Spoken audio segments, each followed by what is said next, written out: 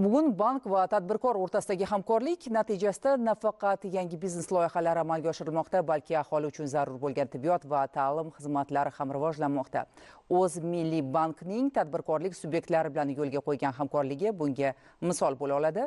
Poytaxtimizdagi qator loyihalar bankning moliyaviy ko'magi asosida o'z faoliyatini kengaytirmoqda.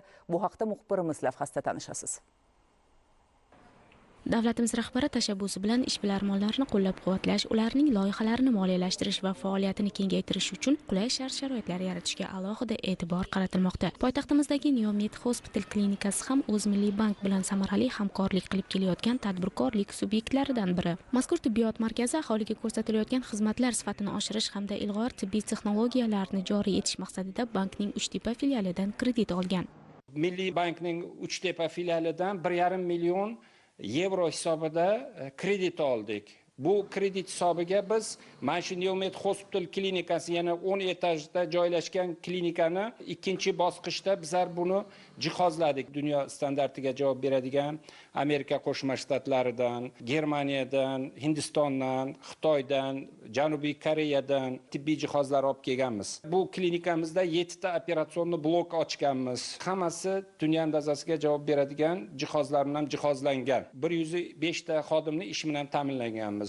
Bugungi kunda xorijdan olib kelingan zamonaviy texnologiyalar aholiga sifatli tibbiy yordam ko'rsatish barobarida chet elda bajarilgan murakkab amaliyotlarni yurtimizda o'tkazish imkonini ham beryapti. Bank xodimlarining joyiga chiqib, tadbirkorlik subyekti faoliyatini o'rganishi esa mavjud imkoniyatlar va kelgusidagi rejalarni aniqlashga xizmat qilmoqda.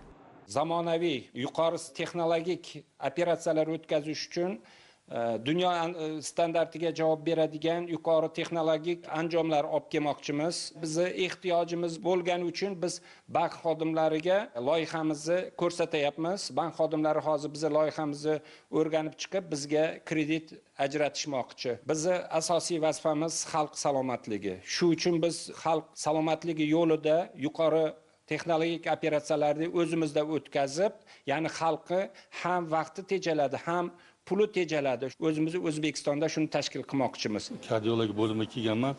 Va anchadan ham shu yerda davolanan, har yil bir marta bo'lsa ham. O'tgan yili kardiostimulyatör qo'yildi yurakka, shuni 1 yil bo'lganda yana bir tekshiramiz deganiga men yetib keldim shu yoqqa. Bu yerda oliy toifali shifokorlar xizmat ko'rsatishadi. Juda minnatdorman ularning xizmatlaridan.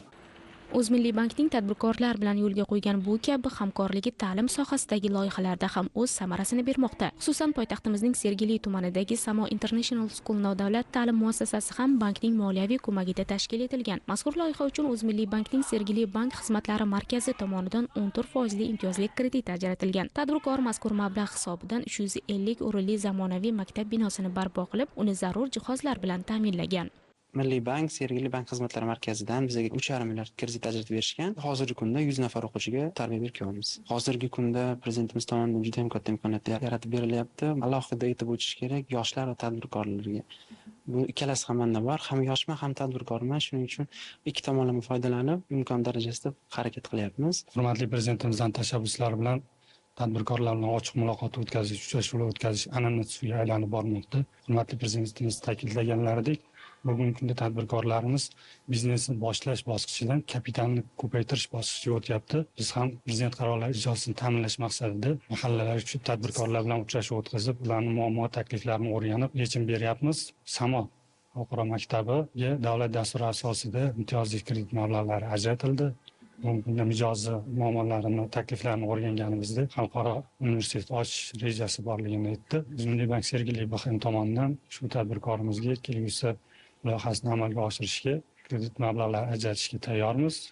Bugun bank va tadbirkor o'rtasidagi hamkorlik faqat moliyaviy ko'mak bilan cheklanmayapti. O'zmilliy bank tomonidan joylarda o'tkazilayotgan manzilli o'rganishlar ishbilarmonlarning ehtiyojlarini aniqlash, istiqboldagi rejalarni qo'llab-quvvatlash va yangi loyihalarni amalga oshirishga xizmat qilmoqda. Zero har bir tashabbus yangi imkoniyatlar, yangi ish o'rinlari va iqtisodiy faollik demakdir.